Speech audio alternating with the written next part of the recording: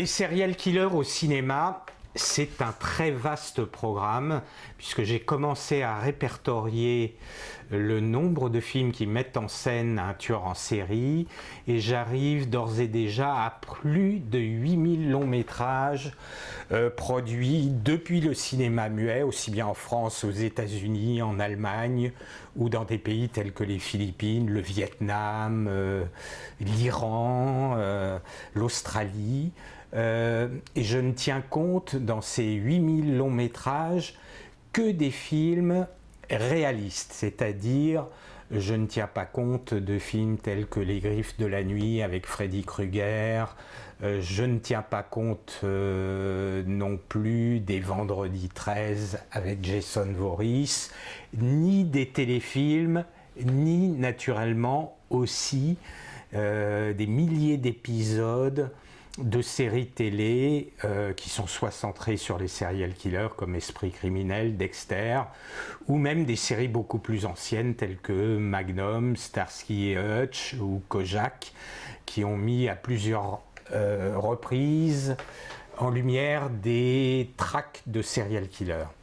Le premier film réellement important de serial killer est basé sur Jacques l'Éventreur. On peut d'ailleurs estimer qu'il n'y a pas loin d'une centaine d'adaptations au cinéma et à la télévision autour du personnage de Jacques l'Éventreur. Et là, c'est le premier film policier d'Alfred Hitchcock, qui s'appelle The Lodger, qui a été tourné en 1927 et qui est basé sur un roman du même titre de Mary Belloc Landes, qui a été adapté par la suite à 6 autres reprises. On a un remake qui date de 1931 de Maurice Helvey. On a le film très célèbre de John Bram, de Lodger, avec l'acteur Laird Cregar. On a un des tout premiers films de la Hammer, qui a été tourné bien avant les Frankenstein et les Dracula, qui s'appelle Room to Let de Godfrey Grayson. Puis par la suite, on a eu encore récemment une adaptation de The Lodger, qui a été un direct-to-vidéo par un metteur en scène d'origine néerlandaise. 1931, c'est, je dirais, le film fondateur sur le thème du tueur en série, avec M le maudit, de Fritz Lang, avec Peter Lorre en tueur pédophile, qui est ensuite traqué par la pègre.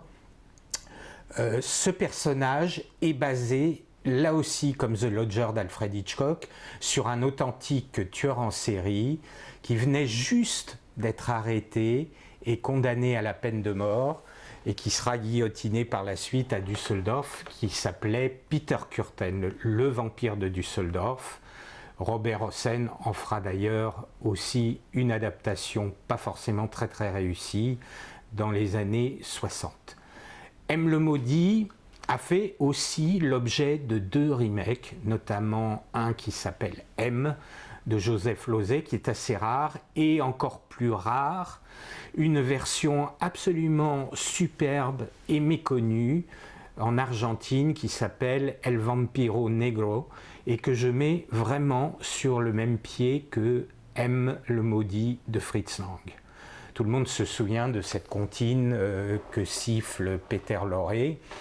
Et la différence par rapport au véritable cas de Peter Kürten, c'est que jamais la pègre n'a tenté de pourchasser le vrai vampire de Düsseldorf et qu'il tuait non seulement des fillettes, mais qu'il a tué aussi des femmes, des hommes, qu'il a commis des actes de cruauté envers les animaux, et que c'était un pyromane qui a commis plusieurs centaines d'incendies avant de passer aux actes meurtriers. Dans les années 30, on a aussi un grand nombre de films très méconnus, de petites séries B à petit budget, sur la thématique du tueur en série. On a The Bat, par exemple, qui sera par la suite adapté aussi au cinéma par Crane Wilbur avec Vincent Price, où c'est un tueur en série masqué qui agit. On a un film inédit en France qui est absolument remarquable et assez terrorisant réalisé par Paul Sloan avec Charlie Ruggles qui s'appelle Terror Aboard. Ce film totalement inédit et méconnu se base sur une croisière à bord d'un paquebot où il y a un serial killer qui sévit et la mise en scène, l'atmosphère est totalement morbide dans ce film. J'espère qu'un jour un éditeur courageux aura l'occasion de sortir ce film en DVD puisqu'il n'existe ni aux États-Unis, ni en France, ni dans aucun autre pays du monde. Dans les années 30, vers 1936, on assiste aussi aux premières interprétations d'un acteur anglais qui crée le personnage de Sweeney Todd, de Demon Barber of Fleet Street, qui est un roman populaire, puis une pièce de théâtre qui est adaptée à de nombreuses reprises dans le cinéma anglais et aussi à la télévision anglaise, qui raconte un barbier coiffeur qui a aménagé dans son établissement une trappe qui lui permet de faire basculer les clients qu'il est chargé de raser dans la cave où il va ensuite les égorger avec un rasoir pour en fabriquer des meat pies, donc des tourtes à la viande qu'il va vendre et qui vont connaître un grand succès. Ce film est tourné dans un style totalement flamboyant par l'acteur Tod Slaughter, qui est probablement un des acteurs les plus méconnus du cinéma d'horreur britannique et dont les films apparaissent de temps en temps sur la chaîne Ciné FX. Par la suite, Tod Slaughter fera aussi, notamment avec Crimes at the Dark House, interprétera d'autres rôles de tueurs en série. La France n'est pas en reste, car n'oublions pas que Marcel Carné a tourné un film de tueur en série sur un mode plutôt ironique et comique qui s'appelle Drôle de drame. Et dans Drôle de drame, qui est tourné en 1937, c'est l'acteur Jean-Louis Barrault qui interprète le boucher de Whitechapel, qui est donc inspiré là aussi du cas de Jacques l'Éventreur. On a l'opéra aussi, l'opéra de Katsu, à la fois dans sa version allemande de Georg Pabst et dans sa version française, où le personnage de Mac the Knife, Mac le couteau, est là aussi un petit peu inspiré de Jacques l'Éventreur, pour lequel le dramaturge Bertolt Brecht avait une véritable fascination à cette époque. À la fin des années 30, le cinéma hollywoodien va connaître une invasion de metteurs en scène allemands qui viennent tous de l'expressionnisme. Évidemment, ils fuient le nazisme. À cette époque-là, on a Edgar Ulmer, Fred Zinman, Robert Siodmak, Fritz Lang, qui viennent tous s'installer à Hollywood, et aussi des metteurs en scène beaucoup moins connus, tels que Boris Singer. Et Boris Singer, en 1939, réalise probablement le premier film noir hollywoodien, pour le rôle d'ailleurs de ce serial killer qui est quasiment muet pendant tout le film et qui est interprété par Peter Lorre dans Stranger on the Third Floor. On le voit avec une écharpe nouée autour du cou. Il va utiliser véritablement des prises de vue qui sortent tout droit de l'expressionnisme allemand. Et ce tout petit film qui fait à peine 1 heure est vraiment le précurseur du film noir hollywoodien. À la même époque aussi, en Angleterre, on a un réalisateur totalement méconnu qui s'appelle Arthur Woods, qui mourra lors de la Seconde Guerre mondiale en combattant les nazis, qui réalise un film totalement prodigieux, inédit en France, qui s'appelle They Drive by Night. C'est aussi le titre d'un film beaucoup plus connu de Raoul Walsh avec Humphrey Bogart, mais qui n'a rien à voir avec le They Drive by Night anglais. où un camionneur s'évade de prison, est accusé à tort d'être un tueur en série de femmes qu'il tue avec des bas de soie. Le tueur en série étant interprété par un acteur qui a joué le docteur Frankenstein dans La fiancée de Frankenstein, Ernest Tessiger, et qui est absolument terrifiant dans ce qui est pour moi probablement un des 10 meilleurs films de serial killer de tous les temps. Le film est assez difficile à voir, mais si vous cherchez The Drive by Night Arthur Woods sur YouTube, il y a depuis des années une copie complète du film qui est disponible. Et franchement, allez-y et regardez ce film, c'est un authentique chef-d'œuvre. La fin des années 40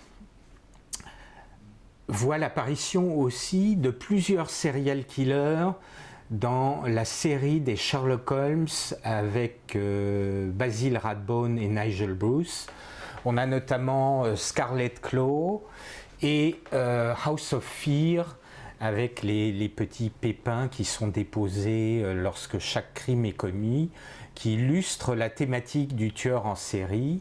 Mais 44 voit aussi, et 45 sont des années clés avec quelques chefs-d'œuvre. When Strangers Marry de William Castle, qui fera par la suite un grand nombre de films avec Vincent Price, est un film aussi très sombre, un mélodrame qui est un des premiers rôles de Robert Mitchum. Le film, là aussi, n'est jamais sorti en DVD, que ce soit en France ou aux États-Unis. À mes connaissances, il est passé, je crois, sur la chaîne Ciné-Polar.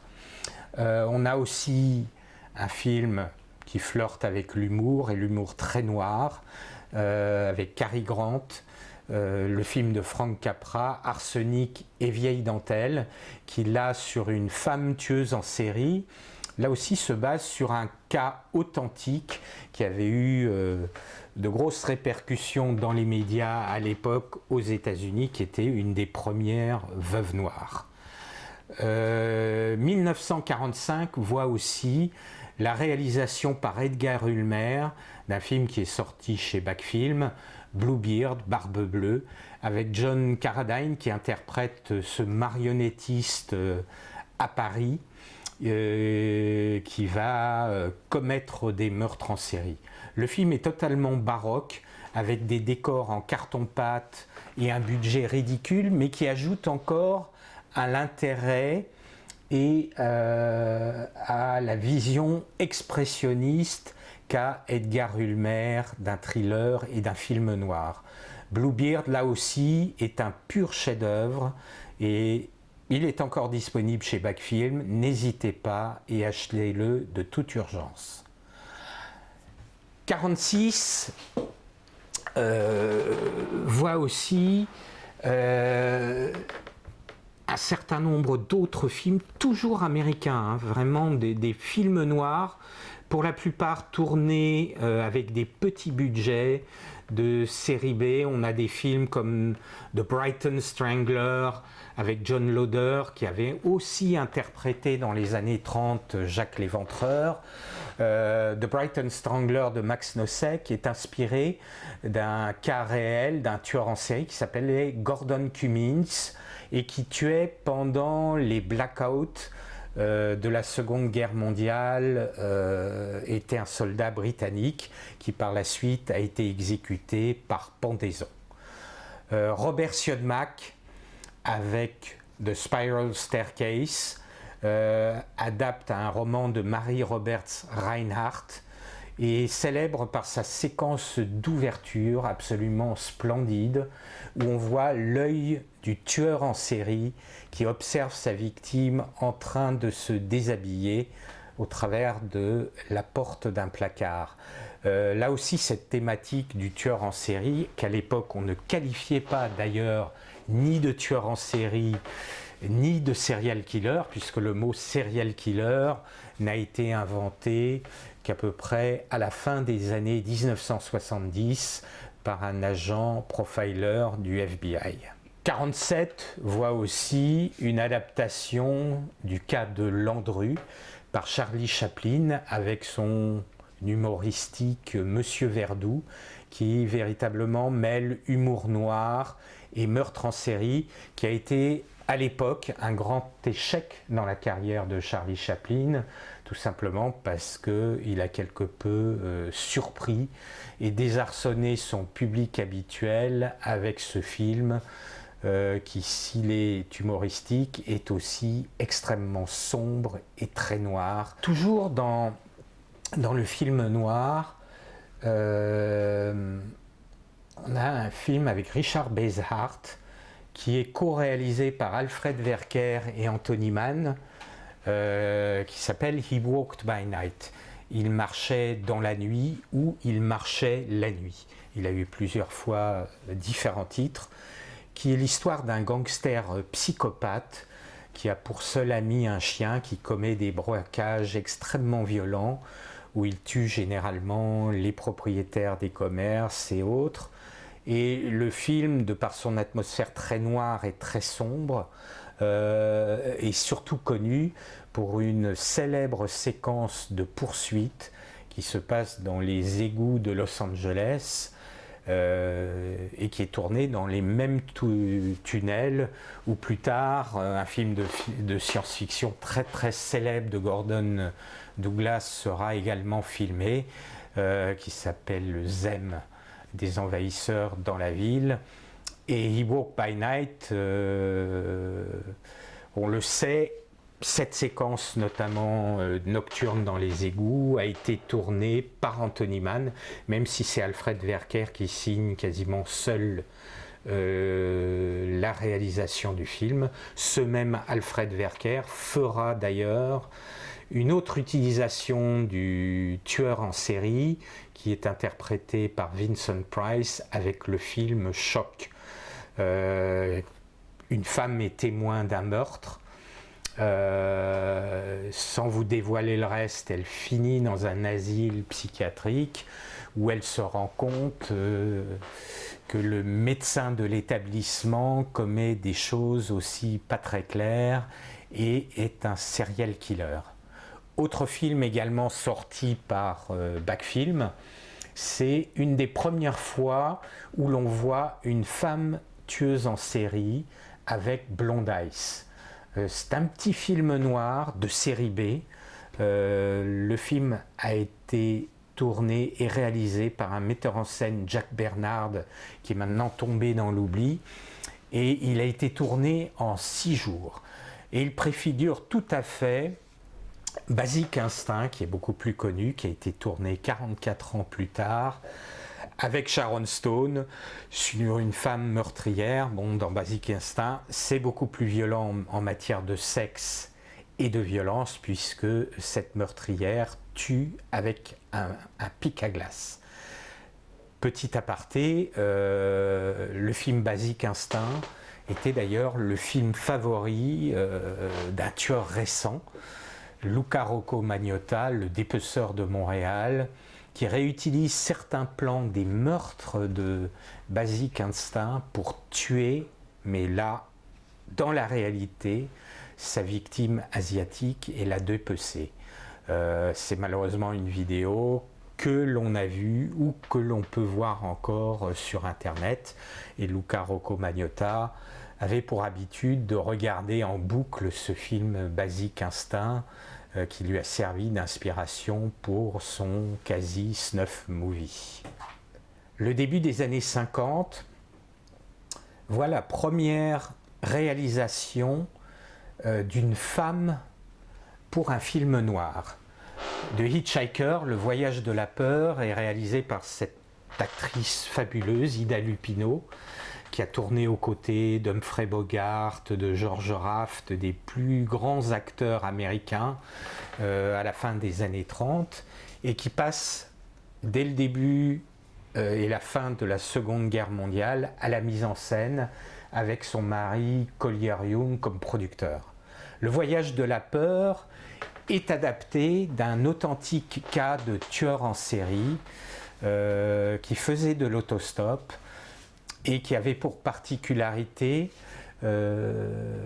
qu'il avait des mots fear tatoués sur chacun des doigts de la main. Il avait aussi un œil qui ne pouvait jamais se fermer. Et d'ailleurs, dans le film Le Voyage de la peur, ce tueur en série est interprété par l'acteur William Thalman. Lorsque toute une famille, à un moment donné, est prise en otage par le tueur en série, on voit que le tueur ne cligne jamais des yeux dans le rétroviseur. Et c'est un plan qui est vraiment tout à fait effrayant dans ce film noir, qui est le tout premier à avoir été réalisé par une femme. Là aussi, Backfilm a eu le mérite de sortir ce film en DVD, et là aussi, il faut absolument acheter ce film. La même année que Le Voyage de la peur, 1953, le réalisateur d'origine argentine, Hugo Fregonese, adapte aussi une version de The Lodger, qui avait été tournée au préalable par Maurice Helvet, mais surtout par Alfred Hitchcock en 1927, avec Jacques Palance qui reprend le rôle de Jacques l'Éventreur dans Man in the Attic. Malgré un manque de moyens assez flagrant, le film est une vraie réussite, et surtout Hugo Fregonese a une idée de génie d'employer Jacques Palance, qui fait véritablement avec sa tête un Jack the Ripper totalement effrayant. La fin des années 50 voit évidemment, et le début des années 60, plusieurs chefs-d'œuvre du cinéma de tueurs en série. Je citerai Psychose d'Alfred Hitchcock, où il ne faut pas oublier l'apport du romancier Robert Bloch, parce qu'on parle toujours d'Alfred Hitchcock qui a fait ce chef-d'œuvre avec Psychose, mais n'oublions pas que Psychose est basé sur un roman de Robert Bloch et que l'adaptation en est quasiment fidèle. Il n'y a que l'âge du tueur qui change, puisque dans le roman d'origine de Robert Bloch, le tueur était plus âgé que le Norman Bates de Psychose. En 1960, on a en Angleterre aussi ce chef-d'œuvre de Michael Powell, Peeping Tom, le voyeur, qui est assez fabuleux parce que le tueur filme ses meurtres, donc ça préfigure ce qui se passe maintenant avec certains tueurs en série dans la réalité, qui vont poster leurs vidéos de leurs meurtres sur Internet. Peeping Tom, là aussi, le tueur filme ses meurtres et tue ses victimes avec le pied de sa caméra. Et le film, qui a connu beaucoup de problèmes de censure à l'époque en Angleterre et dans d'autres pays, nous renvoie à nous, spectateurs, aussi à cette notion de voyeuriste que nous sommes vis-à-vis des scènes de violence que l'on voit dans beaucoup de films de serial killers et dans beaucoup de films récents. The Peeping Tom, d'ailleurs, nous fait penser aussi à une séquence similaire qui est proprement insoutenable dans Henry, Portrait of a Serial Killer de John McNaughton, où là on voit Otis qui boit une bière et s'amuse à regarder un des meurtres qu'il a commis avec son complice Henry Lee Lucas, où on les voit tuer une famille, et il regarde ça en buvant une bière et en se délectant. Cette séquence, et d'ailleurs le film de John McNaughton, sont très difficiles à regarder. L'atmosphère était totalement morbide de par la froideur et la distance que met John McNaughton. C'est un film admirable, mais c'est un film qu'on ne peut pas aimer.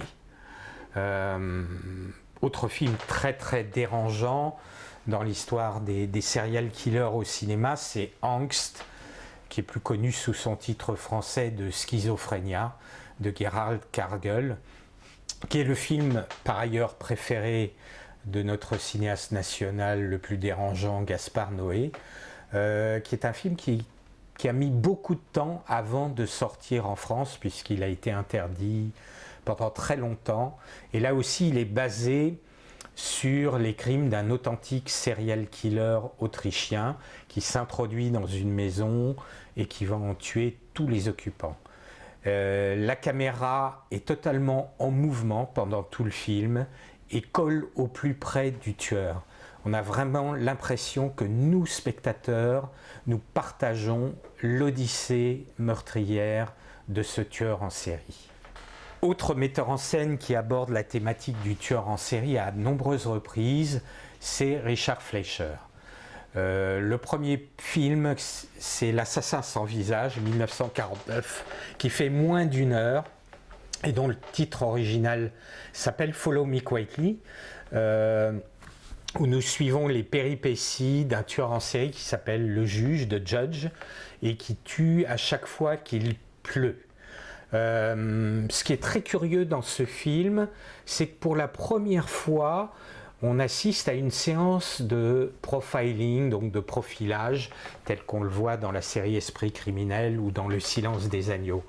À un moment donné, le détective est seul dans son bureau et il y a un mannequin dans le coin de la pièce, un orage et des éclairs illuminent la pièce et il imagine comment le tueur pourrait être et à quoi il doit s'attendre lorsqu'il va le traquer.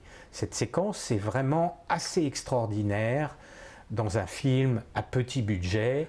Autre film de Richard Fleischer sur la thématique du tueur en série, c'est bien évidemment L'étrangleur de Boston, avec Tony Curtis et Henry Fonda, basé sur les crimes authentiques de Albert DeSalvo, L'étrangleur de Boston. Pour faire ce film, Richard Fleischer avait été très impressionné par des démonstrations qu'il avait vues d'écrans multiples à l'exposition universelle de Montréal. Et du coup, il avait décidé d'utiliser cette fragmentation des écrans pour montrer en parallèle les crimes de l'étrangleur de Boston, les témoins qui arrivent sur la scène de crime et l'activité des policiers. C'est franchement assez stupéfiant et le film reste d'une modernité absolue dans sa mise en scène. Anecdote amusante, c'est que Richard Fleischer s'est battu becs et ongles pour tenter d'imposer Tony Curtis dans le rôle de l'étrangleur de Boston. À cette époque, Tony Curtis ne faisait que des rôles assez légers, des comédies musicales, et Daryl Zanuck et les dirigeants de la 20th Century Fox ne voulaient pas entendre parler de Tony Curtis pour le rôle. Et Richard Fleischer a eu l'idée donc de grimer totalement Tony Curtis en mettant un faux nez, en rajoutant des prothèses pour ses joues, en lui mettant une perruque. Et il a tourné une bobine d'essai où Tony Curtis est totalement effrayant et l'a présenté aux dirigeants de la Fox en expliquant qu'il avait trouvé dans une école de cinéma et de théâtre ce jeune acteur et qu'il proposait pour le rôle de l'étrangleur de Boston. Les producteurs de la Fox ont été totalement stupéfaits par ce jeune acteur et on dit ok à Richard Fleischer, on l'engage, on prend le pari de lui donner le rôle principal de l'étrangleur de Boston et c'est à ce moment-là que Tony Curtis est rentré dans la pièce, toujours grimé comme il l'était pour cette bobine d'essai, a arraché ses prothèses et son faux nez et c'est comme ça qu'il a obtenu même une nomination aux Oscars cette année-là. Il aurait dû d'ailleurs remporter l'Oscar du meilleur rôle parce qu'il reste absolument prodigieux dans ce film.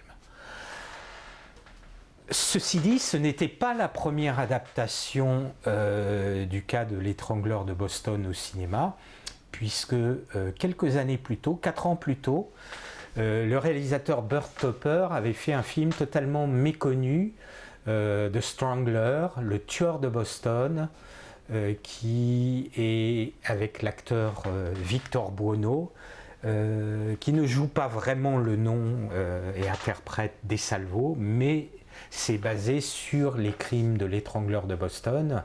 Et ce film est assez incroyable au niveau de sa violence et surtout de sa sexualité exacerbé.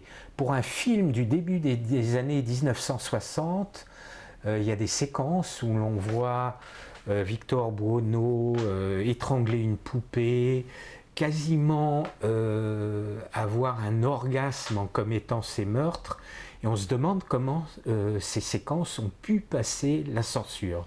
Pour en revenir à Richard Fleischer, son chef-d'œuvre du film de serial killer, c'est L'étrangleur de Rillington Place, qui, comme L'étrangleur de Boston, est là aussi basé sur un cas authentique de tueur en série anglais, John Reginald Christie, qui était un tueur en série nécrophile à Londres, qui collectionnait les pubis de ses victimes dans une blague à tabac. Et le film est tourné dans des tons marron, marronasses, dans des décors absolument sordides, et est marqué par une interprétation absolument géniale de l'acteur Richard Attenborough, le futur réalisateur oscarisé de Gandhi. Pendant très longtemps, L'étrangleur de Rillington Place a été d'ailleurs assez difficile à voir, sauf que maintenant il est sorti en DVD et qu'il est encore passé récemment sur des chaînes comme Ciné Classique. Les années 60 et 70 sont marquées aussi par l'apparition de deux sous-genres du serial killer qui sont pour l'Italie les giallo, comme par exemple Six femmes pour l'assassin, ou les films de Dario Argento, comme Suspiria, L'oiseau au plumage de cristal, où là on voit une certaine forme de sophistication du personnage du tueur en série. Les couleurs sont toujours extrêmement baroques, les films sont généralement tournés en cinémascope, et dans les giallo, le tueur en série est presque toujours masqué et ganté, généralement ganté de noir, et commet ses meurtres à l'arme blanche.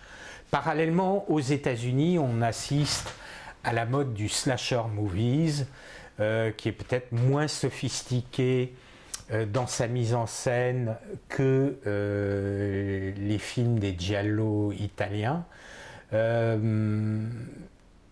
Les meurtres sont généralement plus sordides. L'exemple type en est le Maniac de William Lustig, ou le Driller Killer d'Abel Ferrara, qui, comme Maniac, est tourné dans les rues de New York. On pourrait aussi citer City of Fear, un autre film d'Abel Ferrara, qui se passe dans les milieux des prostituées, des salles qui passent les pornos de la 42e rue à New York. Parallèlement, on a aussi, bien évidemment, Le Frenzy d'Alfred Hitchcock en 1972, qui marque la dernière fois où Alfred Hitchcock s'empare de la thématique du tueur en série, là en l'occasion un criminel sexuel qui tue ses victimes avec des cravates. Alfred Hitchcock avait déjà abordé le thème bien évidemment avec Psychose, mais aussi avec L'ombre d'un doute, dans les années 40, où Joseph Cotten faisait un tueur en série qui finissait par terroriser sa nièce, à tel point qu'il tentait même, dans une séquence assez célèbre, à la fin du film, à bord d'un train, de tenter de l'étrangler. Les années ensuite 70-80 sont marquées par les films de William Friedkin avec Cruising et le très méconnu Rampage, que William Friedkin nous promet toujours dans des interviews dans une version Director's Cut, et qui était un des derniers films tournés pour Dino De Laurentiis avant que le producteur ne fasse faillite.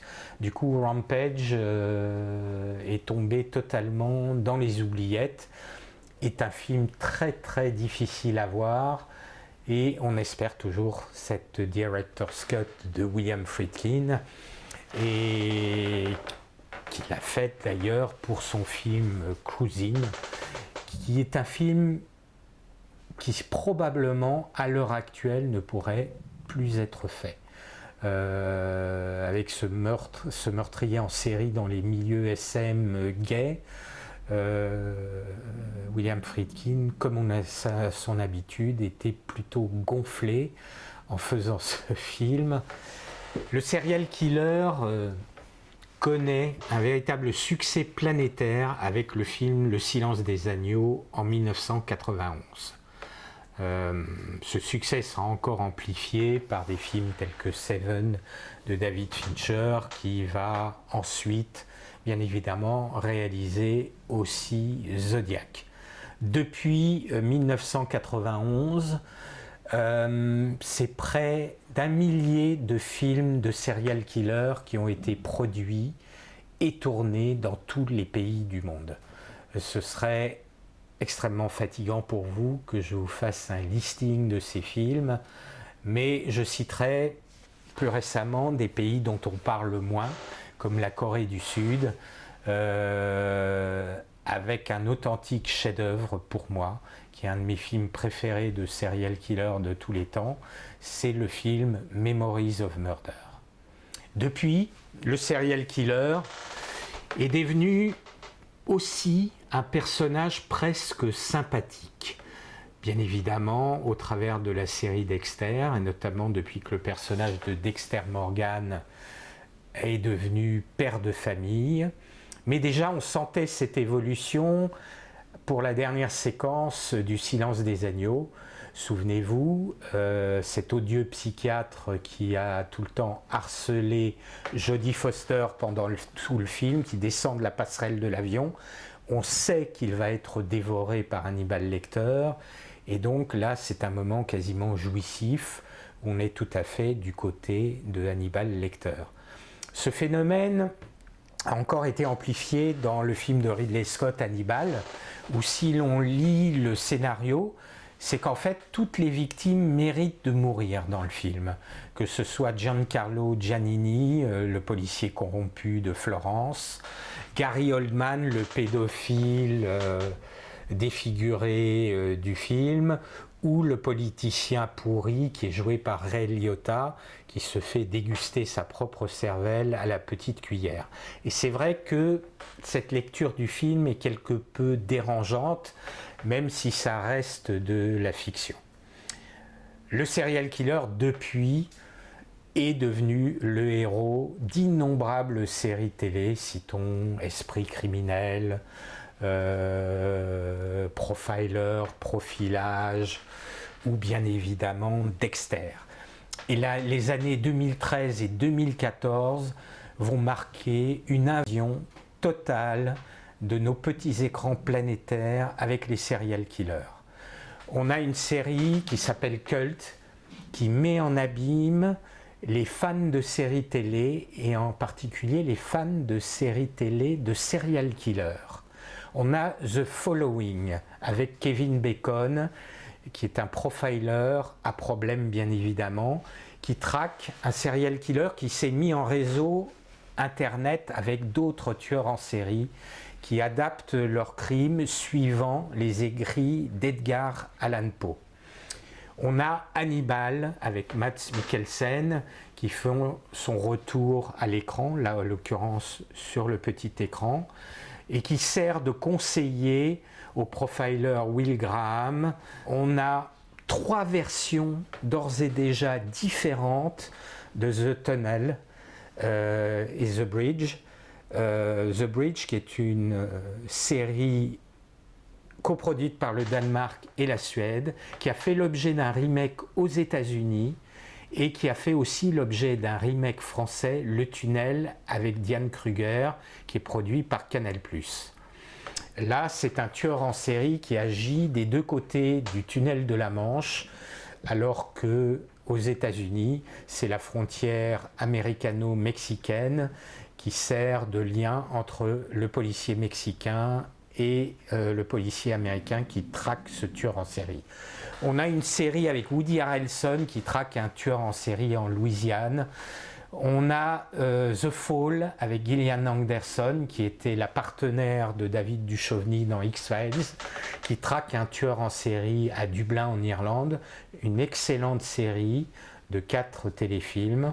On a Ripper Street, qui se passe au moment des crimes de Jacques l'Éventreur, qui est une série de la télévision britannique.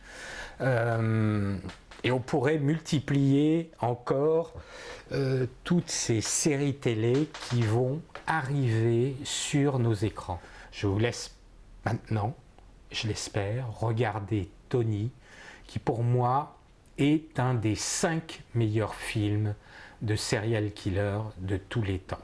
Un film totalement prodigieux et totalement innovant.